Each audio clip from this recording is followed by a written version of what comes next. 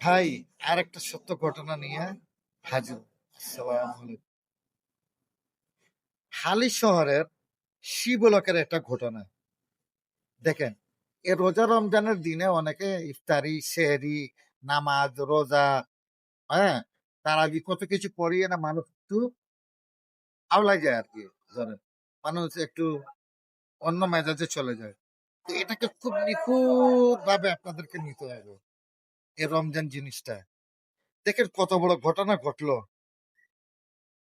এটা আপনারা পত্রিকায় পড়ছেন এবং খবরে শুনছেন। আমি আবার নতুন করে তুলে ধরলাম যে আপনাদেরকে সচেতন করার জন্য, আর কিছু না। হালি শহরের সত্য ঘটনা।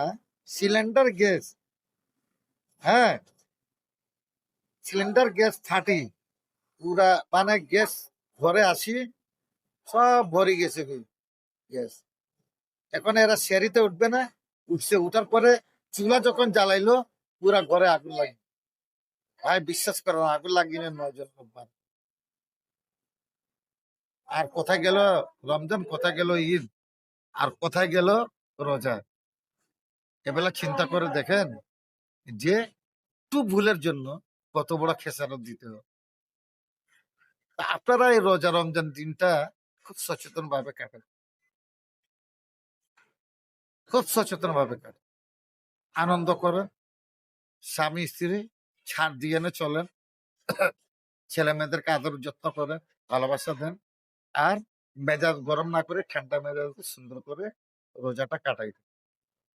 রমজান মাসে অনেক রকমের ঘটনা ঘটি থাকে। আর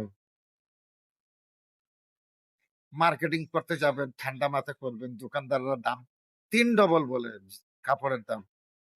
ওটাকে বুঝার চেষ্টা করবেন যে 3 ডবল বললে ওটাকে 4 ডবল করে একটা 1 ডবল দাম বলবেন, আস্তে আস্তে বাড়বেন। আর যদি হুট করে এনে বলেন তাহলেও আপনারা কাম করে দিছে, আপনিও মানে আইয়ে না আবার সিলিন্ডার পাঠাই এনে 9 জন মারা যান। তো আল্লাহ মাফ করো, তা থেকে বাঁচেন। আর শান্তিতে থাকেন, সুস্থ থাকেন। আমার জন্য দোয়া করেন।